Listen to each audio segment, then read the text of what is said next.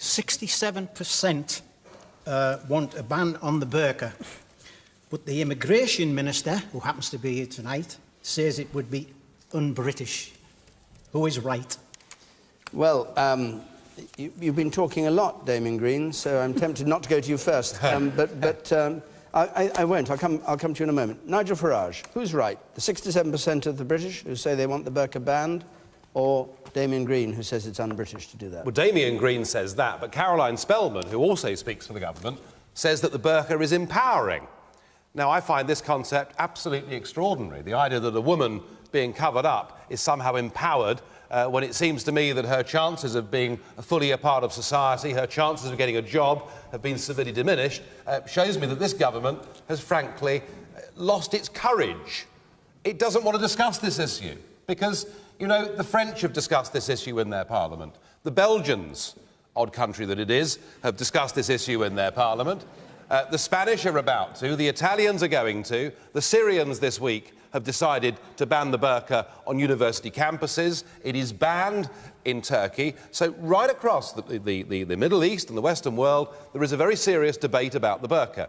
I think that this is yet another issue where this coalition government, and I'm afraid the Labour Party too, show themselves to be completely out of touch with the vast majority of British people. And what people are saying is, look, we have been the most tolerant country in Europe.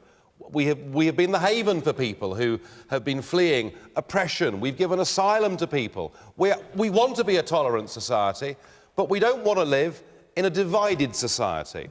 And I think the point about the covering of the face is we see this as a symbol of an increasingly divided and ghettoised Britain, and we don't want it. We want to live together, regardless of race, religion or class. We want to rub along together and operate in the same society, and we see the burqa being worn, you know, whether it's on public transport or in a bank or in an area where we couldn't cover our face. We see this as being a barrier. What's your policy? Where would you ban the burqa? David, I don't think it's desirable to tell people what they should wear walking down the high street in Hartlepool. But you just have. No, I haven't. No, I haven't. What I've said is that if I can't walk into you know, the local bank in Hartlepool wearing a balaclava, then somebody should not go in there with their face covered wearing a burqa. That's all I've said. Well, and I think actually, you didn't say that. It's the first time you said that. But what you changed your policy this week. No, never changed our. But we've always said we want equality in this country. We can't have a group of people being given preferential treatment, and it is a symbol. So where you can't wear the balaclava, yes, the balaclava test really is what you'd apply. Well, it could be the motorcycle helmet, David. Or the motorcycle helmet. But yeah, Sadiq Khan. I don't think we should legislate on what people wear. I think it's patronising for us to tell people what to wear or what not to wear. I think it's ironic that we want to empower these women by criminalising it. We want to emancipate them by sending them to prison. And as objectionable as some of you may find, and as oppressive as you might find, that in some countries you've got to be forced to cover up, I think people will find it equally oppressive and unpalatable that we force them not to cover up, Nigel. And what was wonderful about our country is not just the tolerance, but the respect we have for each other, not just differences of opinion, differences of culture, differences of dress. And if it's the case that the mischief is a woman wearing a niqab or a man wearing a balaclava in a bank, then in that particular circumstances you can ask them to take it off, for example, in the airports, as they do. But to then make that into a bigger argument about they shouldn't wear it on the streets. I haven't said that. It's leading to division. You use the word division. I haven't said that. You use the word preferential treatment. I think that's just disingenuous. Well, I haven't said it. I haven't said it today. So I haven't said that. Sorry, but I haven't said that. The French have, but I haven't. Well, as a Muslim yourself, do you have any view about whether Muslim women should or shouldn't wear the veil? No, I'm agnostic. I'm quite relaxed about it. I think as a man, I don't like the idea of me telling women what to wear. The idea, I would say at my advice surgery, because your miniskirt is too short, I'm not seeing you. Because your nose is pierced, I find you objectionable. Or because you're wearing a niqab, I will not see you. This is completely different, Sadiq, isn't it? This is people covering their face. You know, and the point is it's covering their face, and they're ruining their life chances, aren't they?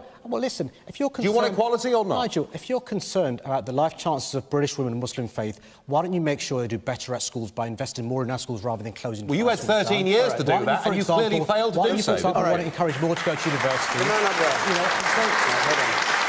The man in the striped T-shirt there, yes. You, sir. Up there at the back, yes. Yeah, the balaclava question is hypothetical, but I have to remove my full-face crash helmet if I go into Tesco's to buy petrol. Yep. Yes. Yeah, absolutely. All right. And you, sir. OK, Damien Green, I'll come to you. What would be the BBC's viewpoint? When we signed in today, we had to show a visual photo ID of ourselves, which wouldn't have happened with somebody in a burqa, presumably. I don't know what... People do wear the burqa in question time. We've had... So what happens when they sign in? I imagine they show their faces.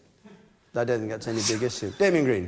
And nor is it when you come through immigration control. Absolutely. Of course you've got to show your face, to show that your face is the face of the person on your passport. So the whole security issue, which Nigel tries to raise, is a complete red herring. It's nothing to do with this debate. And I'll tell you why I said I thought a ban on the burqa was un-British. Because I think one of the best British traditions is live and let live, have mutual tolerance and respect for each other.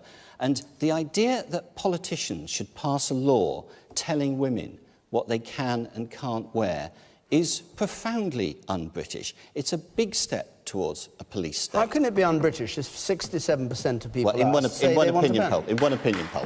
Well, I think we had 13 years of a government that would take one opinion poll and say, right, we're going to change policy now. And very often that's when the previous government, not all it did was bad, but that was when it was at its worst. Okay. But apart from that, think of the practical implications. That we would be sending the police out on the high streets of Britain to arrest young women for what they were wearing. Do you want to see that? And if they refuse to take it off, presumably they'd be fined, they'd be taken to court. If they refuse to pay the fines, we'd be jailing them. First of all, that would be the most tremendous waste of police time and court time and taxpayers' money. And secondly, I can't think of a single way of increasing divisions in our society than that the majority in society should say to one particular minority, indeed a minority of the 2 million Muslims in this country, to say, you alone are going to be banned from wearing an item of clothing that you want to wear, and we're going to make you criminals for wearing it. It would be really, really stupid. Is it?